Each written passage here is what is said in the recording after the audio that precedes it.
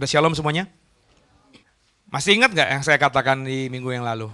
Ya, bahwa bicara mengenai nubuatan antikristus di kitab Nabi Daniel, itu biasanya semua para teolog yang mengekspos tentang antikristus dari kitab Daniel, itu mulainya atau membangun teologianya, doktrinnya dari Daniel pasal 7, Bapak Ibu. Bapak Ibu boleh cross check omongan saya ini, saya berani hakul yakin. 100% para teolog yang mau mengekspos tentang antikristus dari kitab Nabi Daniel, pasti makainya Daniel pasal 7. Ya. Nah, kesalahan yang saya bilang di minggu lalu yang dilakukan oleh mereka, menurut saya loh ya kan namanya orang kalau ngajar harus yakin yang Bapak Ibu ya. Menurut saya mereka salah gitu ya. Kenapa salahnya? Sederhana. Mereka hanya memotret Daniel pasal 7 saja. Padahal ngomongin mengenai binatang-binatang yang dilihat oleh Daniel dan itu bicara mengenai masa depan ada di pasal 2, juga ada di pasal 8. Benar ya? Jadi untuk bisa punya pemahaman tentang pengertian Daniel pasal 7 ini, Bapak Ibu harus lihat Daniel pasal 2 juga dan Daniel pasal 8. Di Daniel pasal 2, coba deh kita mulai lagi ya. Saya akan review singkat karena banyak yang kemarin gak hadir. Singkat aja. Daniel pasal 2. Coba. Ya, tolong dibaca Marcel. Ya, ini kan tentang nubuatan Nebukadnezar. Bapak Ibu ingat ceritanya nggak? Ya, Nebukadnezar dapat mimpi. Ya, mimpinya itu dia lihat patung dirinya. Ya, dirinya itu patungnya bagus sekali, tinggi besar. Terus kepala dirinya itu dibuat dari emas, benar ya? Terus bagian leher sampai ke dada itu bagiannya dibuat dari perak. Dari perut sampai ke pinggang itu terbuat dari tembaga, kemudian dari pinggang ke bawah itu terbuat dari besi, dan sebagian kakinya besinya tercampur sama tanah liat. Ya, itu yang dilihat Nebukadnezar. Dia bilang sama para ahlinya, kumpulin semua ahli-ahli pinter. Pokoknya harus bisa nerjemahin mimpi gue ini. Kenapa? Gue galau, gue gak ngerti nih mimpi gue ini artinya apa. Apa yang terjadi? Ada ahlinya bilang, gak ada tuh sejarahnya tuh ya raja besar kayak siapapun yang nyuruh orang untuk nafsirin mimpi. Gak akan bisa. Nebukadnezar marah. Kemudian berikhtiar, bunuh semua orang pinter-pinter itu. Ya, sampailah berita ini ke Daniel. Terus Daniel bilang sama Aryok. Ya, Aryok ini adalah orang yang disuruh raja untuk membunuh semua orang itu. Tahan dulu, bilang sama raja, kasih aku waktu. Maka Daniel ngomong sama temannya, Sadrak, Mesak, Abednego. Kita doa ya, lu doa ya. Supaya gue bisa ngertiin ini. Supaya dapat hikmat dari Yehova untuk bisa nafsirin mimpi raja ini. Supaya orang-orang pintar termasuk kita ya nggak dibunuh. Maka Daniel akhirnya bergumul dan dapat jawaban itu. Apa arti dari patung Nebukadnezar, kepalanya emas, dadanya perak, perutnya tembaga, kakinya besi dan sebagian tercampur dengan tanah liat? Itu dijawab oleh Nabi Daniel ini. Tolong dibaca Daniel pasal 2 ayat yang ke-32 dan seterusnya ya. Sampai saya bilang selesai. Tolong Marcel. Adapun patung itu kepalanya dari emas tua, dada dan lengannya dari perak, perut dan pinggangnya dari tembaga. Sedang pahanya dari besi dengan kakinya sebagian dari besi dan sebagian lagi dari tanah liat. Sementara Tuanku melihatnya, terungkit lepas sebuah batu tanpa perbuatan tangan manusia lalu menimpa patung itu. Tepat pada kakinya yang dari besi dan tanah liat itu sehingga remuk. Maka dengan sekaligus diremukannya lah juga besi, tanah liat, tembaga, perak dan emas itu. Dan semuanya menjadi seperti sekam di tempat pengirikan pada musim panas. Lalu angin menghembuskannya sehingga tidak ada bekas-bekasnya yang ditemukan. Tetapi batu yang menimpa patung itu menjadi gunung besar yang memenuhi seluruh bumi. Itulah mimpi Tuanku, dan sekarang maknanya akan kami katakan kepada Tuanku Raja. Ya Tuanku Raja, Raja segala raja, yang kepadanya oleh Allah semesta langit telah diberikan kerajaan, kekuasaan, kekuatan, dan kemuliaan, dan yang ke dalam tangannya telah diserahkannya anak-anak manusia, dimanapun mereka berada, binatang-binatang di padang dan burung-burung di udara, dan yang dibuatnya menjadi kuasa atas semuanya itu. Ya, perhatikan pelan-pelan. Ini tafsiran Daniel tentang patung Raja Nebukadnezar. Ya, pelan-pelan Marcel. Kepala yang dari Tuankulah kepala yang dari emas itu. Oke? Jadi kata Daniel, lu kan mimpi Raja, kepala patung lo itu kepalanya dari emas. Ya, Daniel ngomong, kepala dari emas itu kamu Raja.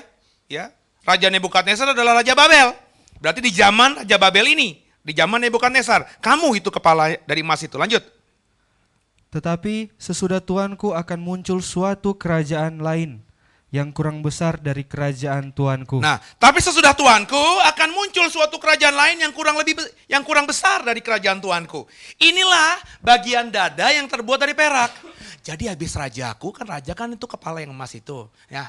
Dadanya itu dari perak. Nah, habis raja nanti selesai, kerajaan Babel selesai, akan muncul kerajaan lain yang gak lebih besar dari Tuanku. Itu kalimatnya di ayat yang ke-39a. Oke? Itulah yang bagian dada terbuat dari perak. Perak itu gak lebih mulia dari emas. Benar ya Bapak Ibu ya? Jadi kerajaan habis Tuanku, itu kerajaan yang gak lebih hebat dari Tuanku. Lebih rendah daripada Tuanku, kualitasnya lebih rendah. Dalam segala aspek lebih rendah. Itu yang dikatakan oleh Daniel. Dia gak sebut kerajaan apa? Tapi dia bilang, kerajaan sesudah Tuanku itulah yang perak. Kemudian suatu kerajaan lagi, yakni yang ketiga. Yang ketiga, dari tembaga yang akan berkuasa atas seluruh bumi. Habis Tuanku mati nanti, Babel runtuh, muncul kerajaan lain yang gak lebih hebat dari Tuanku. Habis itu, muncul lagi kerajaan ketiga. Kerajaan ketiga itu yang digambarkan perut ke bawah dari tembaga itu loh Bapak Ibu. Ya, tembaga kualitasnya gak lebih hebat dari perak. Berarti kerajaan ketiga ini secara apapun dibanding Babilonia jauh lebih rendah saudara. Secara apapun. Lanjut. Sesudah itu akan ada suatu kerajaan yang keempat, yang keras seperti besi, tepat seperti besi yang meremukkan dan menghancurkan segala sesuatu, dan seperti besi yang menghancur luluhkan. Maka kerajaan ini akan meremukkan dan menghancur luluhkan semuanya. Dan seperti Tuanku lihat, kaki dan jari-jarinya sebagian dari tanah liat, tukang periuk dan sebagian lagi dari besi. Itu berarti bahwa kerajaan itu terbagi. Memang kerajaan itu juga keras seperti besi sesuai dengan yang Tuanku lihat. Besi itu bercampur dengan tanah liat. Tetapi sebagaimana jari-jari kaki itu sebagian dari besi dan sebagian lagi dari tanah liat, demikianlah kerajaan itu akan menjadi keras sebagian dan rapuh sebagian. Seperti Tuanku lihat besi bercampur dengan tanah liat, itu berarti mereka akan bercampur oleh perkawinan. Tetapi tidak akan merupakan suatu kesatuan seperti besi tidak dapat bercampur dengan tanah liat. Tetapi pada zaman raja-raja, Allah semesta langit akan mendirikan suatu kerajaan yang tidak akan binasa sampai selama-lamanya. Dan kekuasaan tidak akan beralih lagi kepada bangsa lain. Kerajaan itu akan meremukkan segala kerajaan dan menghabisinya. Tetapi kerajaan itu sendiri akan tetap untuk selama-lamanya. Tepat seperti yang Tuanku lihat, bahwa tanpa perbuatan tangan manusia, sebuah batu terungkit lepas dari gunung dan meremukkan besi, tembaga, tanah liat, perak, dan emas itu. Allah yang Maha Besar telah memberitahukan kepada Tuanku Raja apa yang akan terjadi di kemudian hari.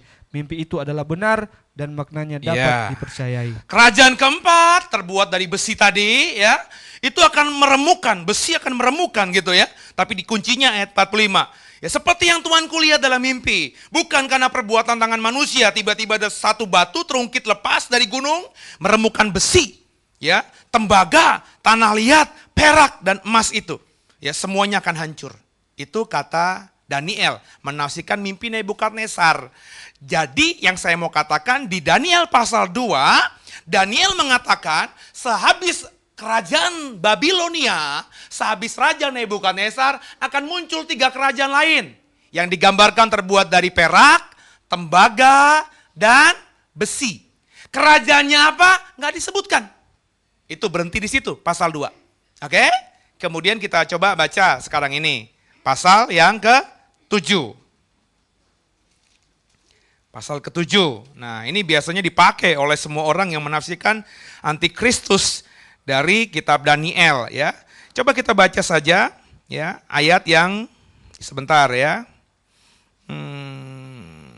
Oke. Coba kita baca mulai ayat yang ke-16. Daniel pasal 7 ayat 16, tolong dibaca. Lalu kudekati salah seorang dari mereka yang berdiri di sana dan kuminta penjelasan tentang semuanya itu. Maka berkatalah ia kepadaku dan diberitahukannya lah kepadaku maknanya. Binatang-binatang besar yang 4 ekor itu ialah 4 raja yang akan muncul dari dalam bumi. Jadi Daniel dapat mimpi tentang ada 4 binatang Bapak Ibu di pasal 7. 4 binatang itu kata kalau kita baca di sini yang bicara sama Daniel adalah Gabriel ya. 4 raja yang akan muncul dari dalam bumi. Ya, di pasal 2 ada 4 kerajaan. Benar gak Bapak Ibu? Yang pertama kerajaan apa? Babilonia. Yang ketiga nggak disebutkan kerajaan apa, tapi jelas kata Daniel ada 3 kerajaan lain setelah Babilonia akan muncul. Disebutkan tidak? Nah di pasal ke-7 ini juga ada 4 kerajaan yang akan muncul, ada 4 raja yang akan muncul. Digambarkan dengan kemunculan binatang-binatang yang dalam mimpi Daniel. Binatang apa saja? Coba kita mundur. Ya, binatangnya dari ayat yang ketiga. Silakan. Dan 4 binatang besar naik dari dalam laut. Dari dalam laut. Yang satu berbeda dengan yang lain. Ingat gak dari dalam laut itu ngomongin apa? Oh, long time ago in fiducia I told it. Apa? Ngomongin apa? Maut. Ya, laut itu bicara mengenai maut, Bapak Ibu. Laut bicara mengenai kedukaan, laut bicara mengenai kesepian, laut bicara mengenai kengerian. Ya, kalau kita ngomongin konsep laut dalam perjanjian lama sampai perjanjian baru, jelas laut itu adalah tempat di mana paling ditakuti. Maka mitos-mitos bangsa-bangsa tertua di dunia selalu dari Bapak Ibu boleh cross check, saya udah cross check. Semua kalau ada budaya di sebuah negara di penjuru dunia manapun, kalau bicara negara itu dikuasai roh jahat, punya dewa-dewi, maka biasanya dewa-dewi yang terhebat, penjaga atau roh jahat yang terhebat adanya di laut. Coba cross check saudara. Ya, makanya orang-orang zaman dulu itu takut berhubungan dengan laut. Makanya bangsa Viking, kalau ngomongin abad pertengahan, itu bangsa Viking, itu filmnya ada tuh di Historical Channel sekarang ini. Ya, itu bangsa yang paling ditakuti. Kenapa? Bangsa ini muncul dari laut, Bapak Ibu. Bangsa Viking itu bukan bangsa yang perang dari darat ke darat, misalnya dari pulau, misalnya Indonesia yang di wilayah Kalimantan Selatan menuju atau menyerang Kalimantan Utara, wilayah Malaysia, nggak begitu. Viking itu ditakuti kenapa? Karena bangsa Viking adalah bangsa pertama yang setahu saya yang benar-benar berani menjajah, berani menyerang bangsa lain dari laut. Mereka bangun kapal, mereka bangun armada kapal. Sehingga bangsa Viking ini dipercaya zaman dulu di abad pertengahan sebagai bangsa yang memang dikuasai dan dilindungi oleh roh jahat atau dewa terbesar mereka. Nyi Roro Kidul. Ya, di laut. Bapak Ibu boleh cross check deh. Ini hari minggu-minggu ini kalau nggak salah di bulan Maret ini ada baca koran nggak? Ada pernikahan adat suku Dayak. Nggak ada ya? Antara katanya nih ya, manusia perempuan keturunan Nyi Roro Kidul ya dengan orang Dayak itu Panglima apa namanya? Ada yang tahu nggak? Jadi kalau orang Dayak perang ini, Panglima ini dipanggil, ini roh jahat Bapak Ibu ya. Jadi Panglima ini bukan dalam bentuk manusia ya, tapi dia bisa berperang sehingga kalau Bapak Ibu ingat gak dulu zaman dulu ada di Poso. Pak Riko ingat ya pasti ya, zaman orang Dayak dulu perang sama orang Madura, ingat gak? Ya, itu ada namanya Mandau ya Pak ya. Mandau itu jalan sendiri Pak, terbang sendiri. Ya, dia akan menyabet kepala orang yang punya darah Madura. Sehingga ketika zaman perang di Poso itu, perang saudara di Poso itu benar-benar menakutkan Bapak Ibu. Mandaunya terbang sendiri. Ya, itu siapa? Itu katanya mandaunya si Panglima. Siapa? Ada Panglima siapa gitu. Saya belum baca di koran ini, ada pernikahan itu, ya. Jadi memang suku-suku tertua itu punya pemahaman bahwa Panglima mereka, dewa mereka, roh leluhur mereka yang terhebat itu tinggalnya di laut, Saudara. Itu yang saya mau katakan. Laut bicara mengenai seperti itu. Lanjut, binatang yang pertama apa? Ayat keempat. Di pasal 7 ini. Yang pertama rupanya seperti seekor singa. dan mempunyai sayap burung Raja Wali. Aku terus melihatnya sampai sayapnya tercabut, dan ia terangkat dari tanah dan ditegakkan pada dua kaki seperti manusia, dan kepadanya diberikan. Dan tampak ada seekor binatang yang lain, yang kedua, rupanya seperti beruang. Ia berdiri pada sisinya yang sebelah, dan 3 tulang rusuk masih ada di dalam mulutnya, di antara giginya. Dan demikianlah dikatakan kepadanya, ayo, makanlah daging banyak-banyak. Lanjut. Kemudian aku melihat tampak seekor binatang yang lain, rupanya seperti macan tutul. Ada 4 sayap burung pada punggungnya. Lagi pula binatang itu berkepala 4, dan kepadanya diberikan kekuasaan. Ya, lanjut. Kemudian aku melihat dalam penglihatan malam itu, tampak seekor binatang Keempat, raja keempat. Oke. yang menakutkan dan mendahsyatkan, dan ia sangat kuat. Ia berdiri besar dari besi, bergigi besar dari besi. Ia melahap dan meremukkan, dan sisanya diinjak-injaknya dengan kakinya. Ia berbeda dengan segala binatang yang terdahulu. Lagi pula ia bertanduk 10. Sementara aku memperhatikan tanduk-tanduk itu, tampak tumbuh di antaranya suatu tanduk lain yang kecil, sehingga 3 dari tanduk-tanduk yang dahulu itu tercabut, dan pada tanduk itu tampak ada mata seperti mata manusia dan mulut yang menyombong. Sementara aku terus melihat tahta-tahta diletakkan, lalu duduklah yang lanjut usianya, pakaiannya putih seperti salju, dan rambutnya bersih seperti bulu domba. Kursinya dari nyala api, dengan roda-rodanya dari api yang berkobar-kobar. Suatu sungai api timbul dan mengalir dari hadapannya. 1000 kali beribu-ribu melayani dia, dan selaksa kali berlaksa-laksa berdiri di hadapannya.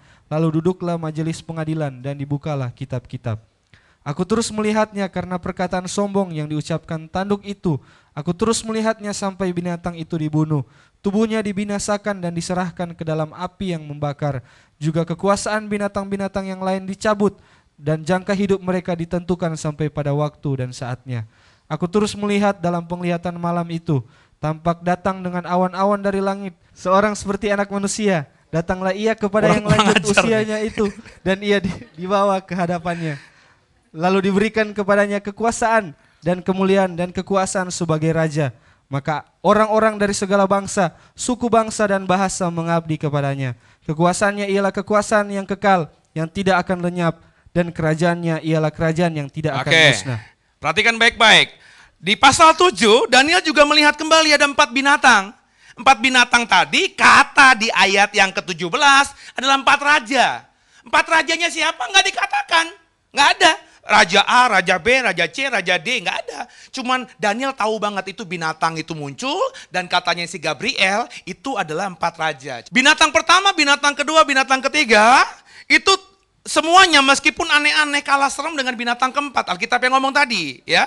Nah, binatang keempat ini Bapak Ibu yang sering digambarkan oleh semua ahli teologi ya, semua orang-orang yang menafsirkan tentang eskatologi, inilah antikristus itu, binatang keempat dalam pasal 7. Ya, semuanya hampir mengatakan begitu, ya. Nah, tapi pertanyaannya apakah Daniel berkata sedemikian? Di pasal 7 enggak, Bapak Ibu. Nah, kunci untuk bisa memahami pasal 2 dan pasal 7, Bapak Ibu harus baca juga pasal 8. Kenapa? Sebab bagi saya sama, sederhana. Daniel ini menulis kitab tentang penglihatan yang dia dapat tentang akhir zaman. Akhir zaman di sini Bapak Ibu jangan mikirnya itu akhir zaman nanti. Ya, bagi Daniel yang hidup 2000 tahun sebelum Masehi, kurang lebih gitu ya. Akhir zaman ya berarti ya setelah dia, ya. Jadi jangan dipikirkan Daniel itu bisa melihat sampai 2020, 2030, 2050, jangan begitu. Pokoknya kalau ngomongin akhir zaman bagi konteksnya Daniel, ya pokoknya setelah Daniel, itu udah akhir zaman Bapak Ibu. Sebab Daniel belum tentu bisa melihat sampai abad modern sekarang ini. Nah, untuk bisa mengerti pasal 2, pasal 7, lihat pasal 8. Karena pasti berhubungan. Yang nulis sama kok. Di kitab yang sama kok, tidak jauh juga kok. Maka saling berkait-mengaitkan. Problemnya semua bagi saya ya, sekali lagi kan kalau saya ngomong saya benar, sah-sah saja dong ya. Kalau nanti tiba-tiba ada pengajar lain yang bilang saya benar, yang diajarin Pak Seno salah, ya silakan saja, namanya juga ngajar saudara. Bagi saya tidak bilang mereka salah. Bagi saya mereka semua yang menafsirkan pasal 7 Daniel, kebanyakan mengabaikan pasal 8. Padahal kalau mau jujur, dengerin saya, lihat saya, tolong jawab saya. Pasal 2, pasal 7, pasal 8, Daniel kan nulisnya kronologis dong. Benar nggak? Pasal 2 dulu, benar nggak? Baru pasal 7, benar nggak? Baru pasal 8, benar nggak? Berarti mestinya pasal 8 itu lebih tajam dong. Benar nggak? Iya kan? Daripada pasal 7 dan pasal 2. Nah pasal 8 kenapa nggak pernah dibahas mereka? Ya karena tadi mereka sudah punya kepentingan Bapak Ibu. Jadi kalau Bapak Ibu nanti dengar pendeta ngomong, menafsirkan sesuatu, Bapak Ibu beli buku tafsir, dengerin saya. Banyak orang yang menafsirkan itu punya kepentingan. Saya sudah bilang di minggu lalu, kebanyakan tafsir tentang antikristus yang beredar sekarang itu dimulai oleh kelompok yang namanya Gereja Advent Hari ke-7. Ya, Bapak Ibu boleh cross check deh. Ya, itu akhirnya pengajaran sampai ke kalangan Injili. Di Indonesia ini dimotori, dipelopori, dikuasai kaum Injili ini dipengaruhi oleh kelompok STII, alma mater saya, Pak Kris Marantika. Dia mengajarkan juga hampir sama kurang lebih saudara. Nah problemnya tafsir yang mengatakan bahwa antikristus itu di pasal 7 Daniel ini tanpa memperhatikan pasal 8, itu penafsiran seperti itu muncul di abad-abad zaman gereja dianggap masuk dalam kegelapan gereja. Itu ketika dulu zaman sebelum reformasi dan setelah reformasi awal. Bapak Ibu tahu, itu gereja itu adalah satu-satunya yang ada tuh gereja Katolik. Ya, gereja Katolik itu bukan saja mengajarkan apa kata Alkitab, tapi juga apa kata Paus, dan kedudukan suara Paus, perkataan Paus sejajar dengan apa yang dikatakan oleh firman Tuhan. Sebab Paus dianggap kurang lebih sederhananya adalah wakil Tuhan. Ya, tidak ada yang salah yang diajarkan oleh Paus ketika berdiri di mimbar, itu hukumnya Katolik. Ya, singkat cerita saudara, muncullah kaum Protestan ini. Ya, yang tidak sepakat, yang mulai berontak, yang mulai menganggap Paus itu kan manusia juga. Muncullah Lutheran, ya, Zwingli, ya, kemudian juga kaum Calvinis dan lain sebagainya. Nah, tafsir tentang akhir zaman itu banyak muncul di zaman-zaman ini, di masa-masa ini. Kebencian orang-orang Protestan kepada orang Katolik. Kebencian orang-orang Protestan kepada Paus, Bapak Ibu. Ini fakta sejarah. Sehingga akhirnya banyak yang punya dipengaruhi oleh pemahaman ini menafsirkan bahwa antikristus itu adalah gereja Katolik Roma. Kalau ngomongin pribadi pasti ngomongin Paus. Sampai sekarang. Bapak Ibu kalau browsing di internet ya tentang antikristus, pasti penafsiran antikristus yang banyak di internet itu menafsirkan antikristus akhir zaman adalah Paus. Ya.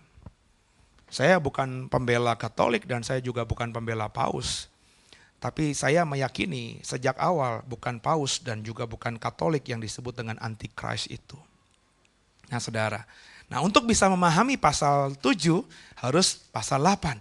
Dan puji Tuhan kebetulan pasal 8 jelas banget. Daniel sedang bernubuat, jawabannya dari Gabriel juga jelas. Siapa yang disebut dengan binatang di pasal 8. Ingat pasal 8 itu adalah setelah pasal 7 dan pasal 2. Berarti kalau pasal 2 masih buram, pokoknya kepala emas itu raja Nebukadnezar Babilonia. 3 raja di bawahnya, perak, tembaga dan besi nggak dikatakan. Di pasal 7 juga binatang pertama, kedua, ketiga, keempat nggak dijelaskan siapa. Tapi di pasal 8 jelas banget itu siapa. Pasal 8 mengenai penglihatan domba jantan dan kambing jantan. Ya, untuk singkatnya coba dibaca ayat 20 dan ayat sampai ayat yang ke-23.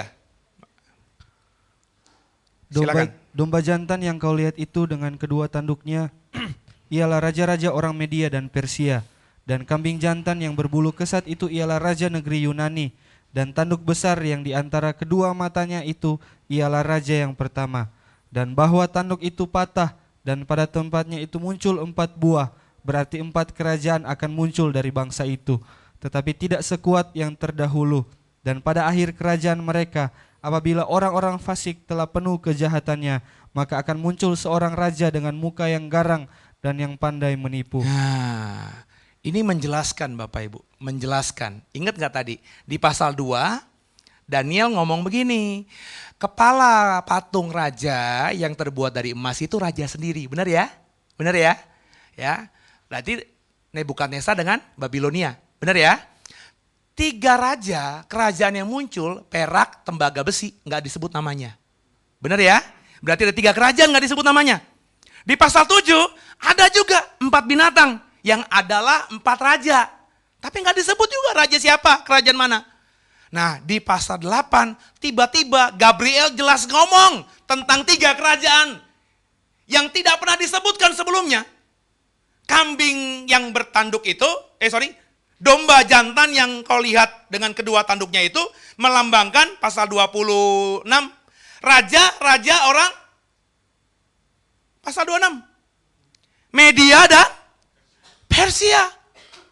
Kemudian kambing jantan yang berbulu kesat itu ialah raja negeri Yunani. Ada 3 kerajaan tiba-tiba disebutkan. Media, Persia, Yunani. Coba deh Bapak Ibu, ambil kertas. Saya kemarin ngasih pertanyaan di grup WhatsApp leader ya. Terus nebak kan, ada pisang, ada itu gitu ya, nggak ada yang bisa jawab. Ya Bu Alvina jawab. Bu Alvina ngasih jawaban bukan cuma nyebut angkanya doang, tapi dia pakai hitung-hitungan. Sekarang coba Bapak Ibu pakai begitu kayak Miss Alvina gitu. Ya, di pasal 2 ada 4 raja, tapi yang disebutkan cuma Babilonia. 3 rajanya lain nggak disebut. Benar nggak? Di pasal 7 ada 4 raja, sama sekali nggak disebut. Tiba-tiba di pasal 8 ada 3 kerajaan yang tidak disebutkan sebelumnya. Berarti apa? Berarti logika harus dimainkan. Ya, berarti raja kedua, ketiga, keempat, perak, tembaga, besi di pasal 2. Itu tidak lain tidak bukan yang disebutkan di pasal 8. Media, Persia, dan Yunani. Berarti di pasal 7 ada binatang yang seperti singa punya sayap, ada binatang yang seperti macan tutul kepalanya 4, ada binatang seperti beruang yang ada tulang rusuk di mulutnya, dan ada binatang yang menyeramkan itu, 4 kerajaan. Sama, kerajaan Babilonia, Media, Persia, Yunani. Nah saudara, ya saya sudah jelaskan di minggu lalu, nanti Bapak Ibu bisa lihat rekamannya aja ya. Memang di zaman rajanya Alexander Agung, kerajaan Yunani, pecah jadi 4. Dan ada wangsa Seleukios namanya ya, Seleukios ya. Itu adalah satu jenderal dari Alexander Agung yang menguasai wilayah Yudea dan sekitarnya. Ya, itu ketika benar-benar jadi raja, dalam hal ini namanya saya sebutkan Antiochus Epiphanes. Bapak Ibu bisa browsing di internet juga. Siapa Antiochus Epiphanes itu? Itu adalah raja Yunani dari wangsa Seleucus. Raja setelah Alexander Agung wafat. Yang ketika memerintah atas Yudea, Samaria, terus juga wilayah tanah perjanjian. Itu benar-benar menjadi antikris tanda kutip. Why? Di zamannya di Bait Allah di Yerusalem dibuat mesbah tandingan. Kan kalau ke Bait Allah itu cuma ada 1 mesbah. Mesbah itu hanya bagi binatang-binatang korban yang suci kudus yang dibawa orang Israel yang merasa berdosa atau ingin memberikan persembahan, disembelih oleh imam, kemudian darah dan lemaknya ditaruh di situ. Dagingnya dikasih ke imam. Benar saudara? Itulah satu-satunya mesbah yang ada di Bait Allah. Tapi di zaman Antiochus Epiphanes, dia bangun mesbah yang posisi mesbahnya Alkitab katakan lebih tinggi daripada posisi mesbah untuk Tuhan. Dan di atas mesbah yang dibangun Antiochus Epiphanes ini pernah dikorbankan binatang haram yang namanya babi dalam sejarah. Bayangin Bapak Ibu, ada babi masuk ke Bait Allah. Binatangnya disembelih, darah dan lemaknya ditaruh di atas mesbah. Yang posisi mesbah ini lebih tinggi daripada mesbah untuk Tuhan. Bisa dibayangkan, memang Antiochus Epiphanes itu ketika berkuasa menghancurkan bukan saja hukum, tapi memutarbalikkan hukum. Itulah yang saya tafsirkan. Makanya saya mengatakan di minggu kemarin, saya sangat mempercayai nubuatan tentang antikristus di Nabi Daniel ini tidak sampai pada antikristus nanti yang sedang kita nantikan muncul. Oke? Yang benar Pak. Tapi Pak, di Daniel pasal 7 Pak, coba kita lihat lagi yuk, Daniel pasal 7 yuk. Ada binatang keempat, tolong dibaca lagi deh Marcel. Ya, ayat 6 sampai dengan ayat yang ke-7. Pasal 7, ayat 6 sampai 7. Kemudian aku melihat tampak seekor binatang yang lain, rupanya seperti macan tutul. Ada 4 sayap burung pada punggungnya, lagi pula binatang itu berkepala 4 dan kepadanya diberikan kekuasaan. Kemudian aku melihat dalam penglihatan malam itu, tampak seekor binatang yang keempat yang menakutkan dan mendahsyatkan, dan ia sangat kuat. Ia bergigi besar dari besi, ia melahap dan meremukan, dan sisanya diinjak-injaknya dengan kakinya. Ia berbeda dengan segala binatang yang terdahulu, lagi pula ia bertanduk 10. Bapak Ibu ingat, binatang bertanduk 10 itu adalah gambaran juga tentang antikristus yang ada di Wahyu pasal 13. Ya, sekarang Bapak Ibu yang punya Alkitab beri tanda, Daniel pasal 7, ayat yang ke-7 tadi. Coba sekarang kita baca, ya. Di Wahyu pasal 13 ayat 1 sampai 2.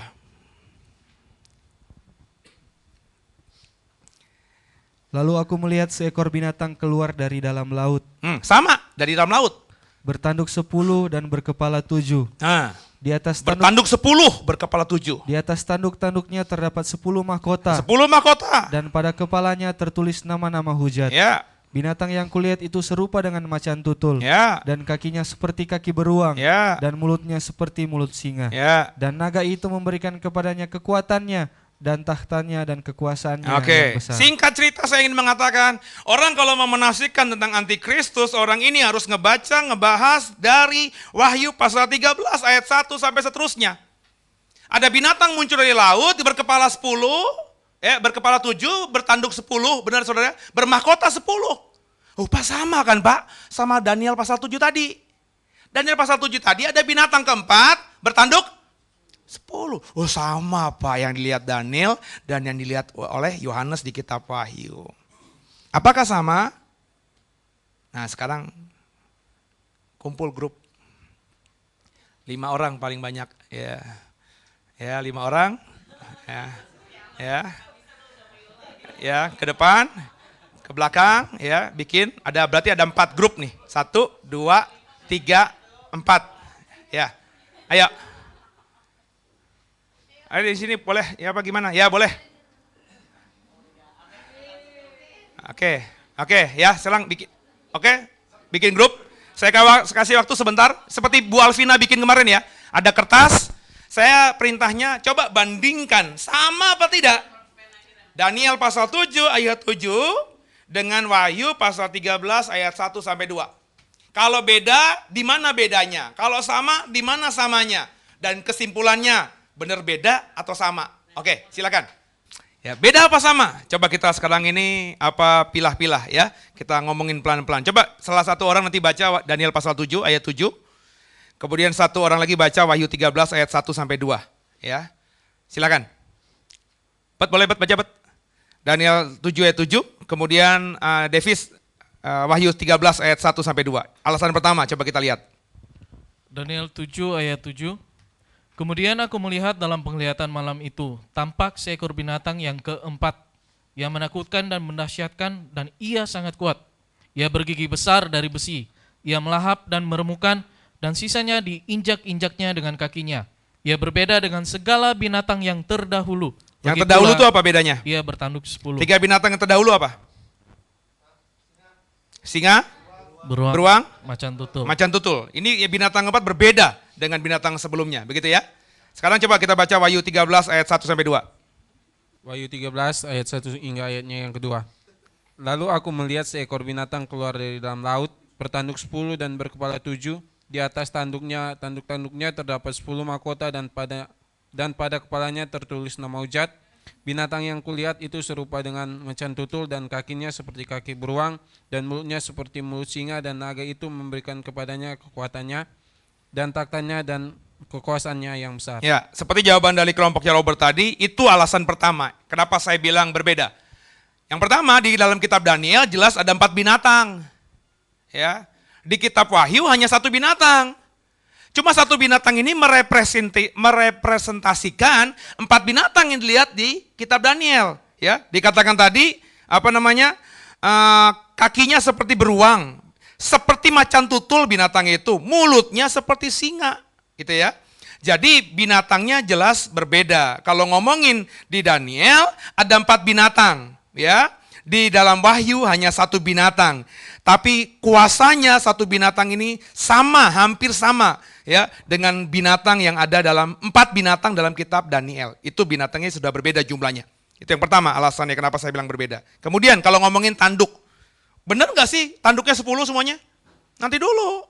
Kita baca pelan-pelan. Coba dibaca sekarang ini. Daniel pasal 7 ayat 8. Baca bet. Daniel 7 ayat 8. Sementara aku memperhatikan tanduk-tanduk itu, tampak tumbuh di antaranya suatu tanduk lain yang kecil, sehingga 3 dari tanduk-tanduk yang dahulu itu tercabut, dan pada tanduk itu tampak ada mata seperti manusia dan mulut yang menyombong. Nah, coba. Tadi pasal 7 ayat 7 kalimat terakhirnya baca bet. Lagi pula ia bertanduk 10. Lagi pula ia bertanduk 10. Lanjut ayat 8-nya. Sementara itu aku memperhatikan tanduk-tanduk itu, tampak tumbuh di antaranya suatu tanduk lain yang Suatu kecil, tanduk lain yang kecil. sehingga 3 dari tanduk-tanduk yang dahulu itu tercabut, dan pada tanduk itu tampak ada mata seperti mata manusia. Nah, orang yang menyamakan Daniel dengan Wahyu selalu berhenti di pasal 7 ayat 7. 10 tanduk. Padahal kalau kita baca ayat 8, sebenarnya berapa tanduk? Kok 8? Kok 8? Baca dong Wahyu pasal 7 ayat Daniel pasal 7 ayat 7 sampai 8 tadi. Ada berapa tanduk sebenarnya? 11. 10. Iya, jadi berapa total tanduknya sebenarnya? 11. Hah? Semuanya 11. Semuanya sebenarnya ada 11. Ada 10 tanduk. Benar ya? Muncul tanduk yang kecil 1. Terus gara-gara tanduk kecil ini muncul, 3 tanduk lainnya tercabut. Ya, jadi totalnya 11. Tapi akhirnya tinggal 8. Benar ya? Jadi nggak fokus ke 10 tanduk, Pak. Sedangkan di Wahyu 10. Sampai habis kita Wahyu 13 tetap 10. Ya, itu yang harus diperhatikan, Saudara. Ya, Yohanes melihat 10 tanduk, tidak ada yang muncul, nggak ada yang tercabut. Sedangkan dalam kitab Daniel memang ada 10 tanduk, tapi ada muncul tanduk kecil, tanduk ke-11. Ya. Nah, munculnya tanduk ke-11 ini menyebabkan 3 tanduk yang sudah ada tercabut, jadi sisanya tinggal 8. Ya, Saudara, itu sudah beda. Ya, berarti sudah kelihatan bedanya. Lanjut sekarang ini, ya. Ini juga yang agak diabaikan. Coba sekarang ini baca Daniel pasal 7 ayat 23 dan 24. Ayo. Tolong Sel. Pasal 7 ayat 23 24. Maka demikianlah katanya. Binatang yang keempat itu ialah kerajaan yang keempat yang akan ada di bumi, yang akan berbeda dengan segala kerajaan dan akan menelan seluruh bumi, menginjak-injaknya dan meremukannya. Ke-10 tanduk itu ialah ke-10 raja yang muncul dari kerajaan itu. Sesudah mereka akan muncul seorang raja, dia berbeda dengan raja-raja yang dahulu dan akan merendahkan 3 raja. Nah, perhatikan ya, di dalam kitab Daniel ya, binatang keempat itu kan bicara mengenai raja yang keempat, benar ya? Raja yang keempat ini punya 10 tanduk, dijelaskan di ayat ke-24 ini. 10 tanduk itu adalah 10 raja, berarti kan 10 raja yang muncul dari kerajaan itu. Binatang keempat itu bicara mengenai kerajaan. Dan binatang itu punya 10 tanduk yang ditafsirkan di ayat 24, berarti dari kerajaan itu akan muncul 10 raja. Perhatikan baik-baik, ayat ke-24 jelas sekali. Jadi dari kerajaan itu muncul 10 raja, itu tafsiran 10 tanduk yang ada dalam kitab Daniel. Jadi 10 raja ini berasal dari kerajaan yang sama. Kemudian muncul raja yang ke-11, tanduk kecil tadi. Pas dia muncul, 3 raja yang sudah ada tercabut. Oke, itu tafsiran harafiah Daniel pasal 7. Sekarang bagaimana dengan Wahyu pasal 13? Coba dibaca lagi. Ya. Pasal 13, ayat 3 sampai dengan ayat 8. Maka tampaklah kepadaku satu dari kepala-kepalanya seperti kena luka yang membahayakan hidupnya. Tetapi luka yang membahayakan hidupnya itu sembuh. Seluruh dunia heran, lalu mengikuti binatang itu. Dan mereka menyembah naga itu, karena ia memberikan kekuasaan kepada binatang itu. Dan mereka menyembah binatang itu sambil berkata, siapakah yang sama seperti binatang ini? Dan siapakah yang dapat berperang melawan dia? Dan kepada binatang itu diberikan mulut yang penuh kesombongan dan hujat.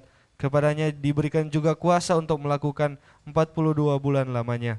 Lalu ia membuka mulutnya untuk menghujat Allah, menghujat namanya dan kemah kediamannya, dan semua mereka yang diam di sorga, dan ia diperkenankan untuk berperang melawan orang-orang kudus dan untuk mengalahkan mereka.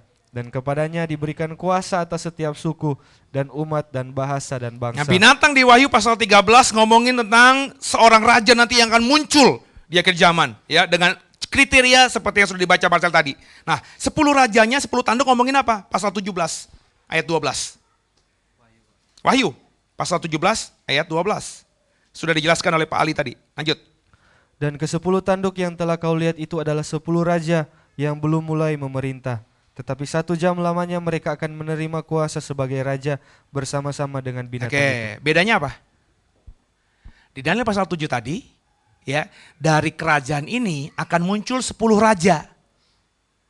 Berarti sebenarnya mereka adalah raja dari kerajaan yang sama dong. Kok diem aja sih?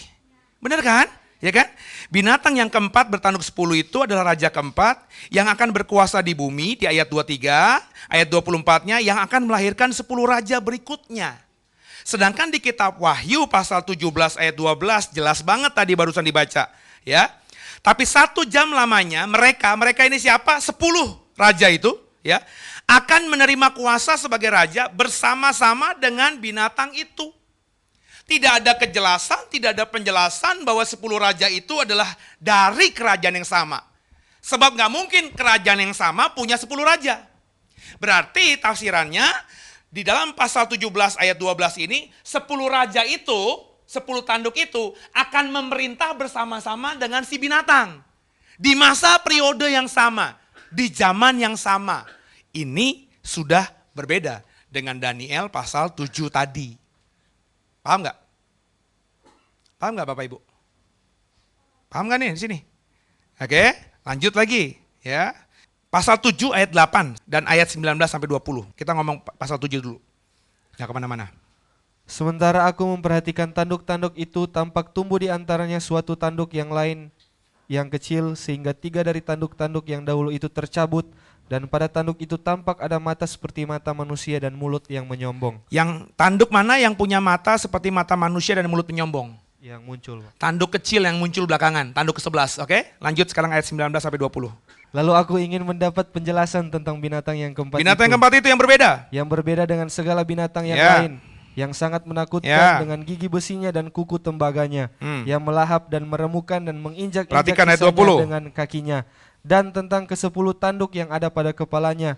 Dan tentang tanduk yang lain, yakni tanduk yang mempunyai mata dan yang mempunyai mulut yang menyombong, yang tumbuh sehingga patahlah 3 tanduk, dan yang lebih besar rupanya dari tanduk-tanduk yang lain. Oke, perhatikan nanti kalau kau sudah baca Daniel pasal 7, fokus Daniel pada pasal 7 ini bicara mengenai tanduk ini. Tanduk ke-11, tanduk kecil yang muncul semakin lama semakin besar, dan ketika dia muncul tercabutlah 3 tanduk dari 10 tanduk tadi. Fokusnya di situ, Pak. Kalau kau baca nanti ayat yang berikutnya, yang menghina, yang menghujat, yang maha tinggi, itu si tanduk ke-11 tadi. Oke? Sedangkan di Wahyu gimana? Coba kalau Bapak Ibu perhatikan baik-baik. Di pasal 13 nanti kalau kau baca, ya, yang menghujat si yang maha tinggi, fokus dari Wahyu pasal 13 bukan ngomongin tanduk. Siapa? Binatang itu. Jadi beda, Pak. Daniel fokusnya pada binatang itu, meskipun binatang itu punya 10 tanduk, tapi 10 tanduk itu cuma 10 raja yang memerintah dalam waktu yang singkat bersama-sama dengan si binatang ini. Fokus Daniel pasal 13 ngomongin si binatang. Sedangkan fokus pada Daniel pasal 7 ngomongin pada tanduk ke-11, tanduk kecil yang muncul itu. Jadi objeknya sudah beda, Pak. Yang terakhir, kalau ngomongin yang yang melawan yang maha tinggi, ya. Coba diperhatikan deh. Coba Daniel pasal 7 ayat 21. Kemudian 24 sampai 26, Marcel tolong dibaca. Daniel 7, 21, 24, 26. Dan aku melihat tanduk itu berperang melawan orang-orang kudus dan mengalahkan mereka. Oke, yang melawan itu siapa? Yang melawan orang kudus siapa? Tanduk itu, tanduk siapa? Tanduk yang kecil itu. Lanjut, ayat 24 sampai 26. Ke-10 tanduk itu ialah ke-10 raja yang muncul dari kerajaan itu. Sesudah mereka akan muncul seorang raja. Dia berbeda dengan raja-raja Tanduk yang kecil dahulu. tadi, tanduk ke-11. Dan akan merendahkan 3 raja. Ia akan mengucapkan perkataan yang menentang yang maha tinggi. Dan akan menganiaya orang-orang kudus milik yang maha tinggi. Ia berusaha untuk mengubah waktu dan hukum, dan mereka akan diserahkan ke dalam tangannya selama 1 masa dan 2 masa dan setengah masa.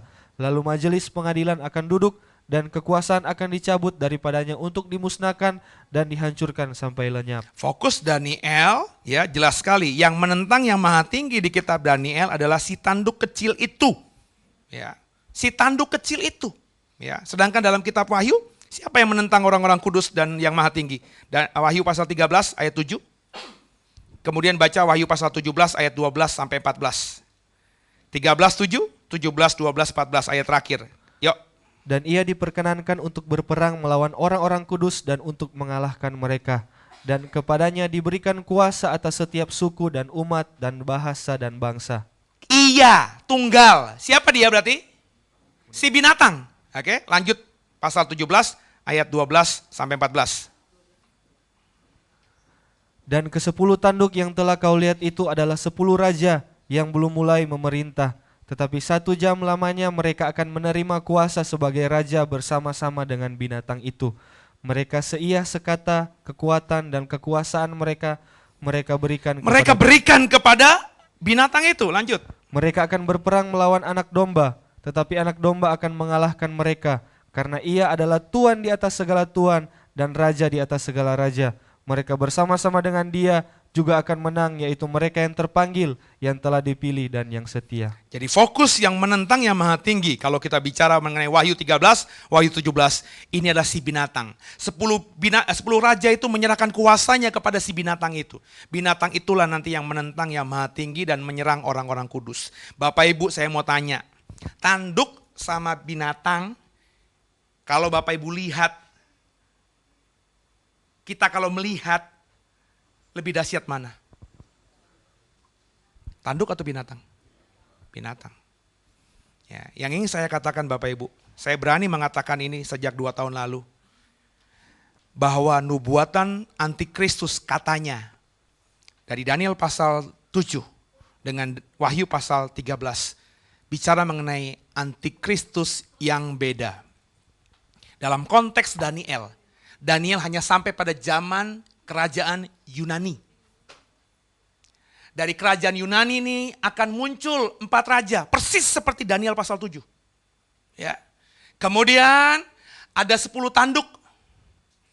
Ada tanduk 11 muncul. Kalau Bapak Ibu baca dengan jelas pasal 7, tanduk kecil ini akan muncul besar-besar dan sampai ke tempat yang maha tinggi, ke tanah suci, Yerusalem.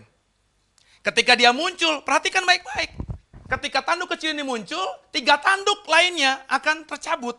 Ini bicara mengenai Alexander Agung Yunani yang ketika dia mati kemudian muncul 4 kerajaan.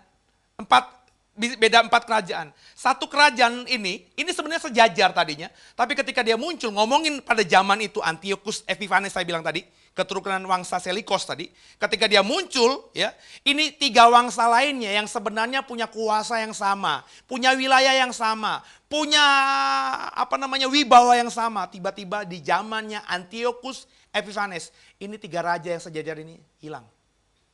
Itu terbukti dalam sejarah. Saya ingin mengatakan Daniel cuma sampai zaman Yunani. Si penghujat yang maha tinggi, yang membunuh orang-orang suci, kata Daniel pasal 7, itu adalah Antiochus Epiphanes.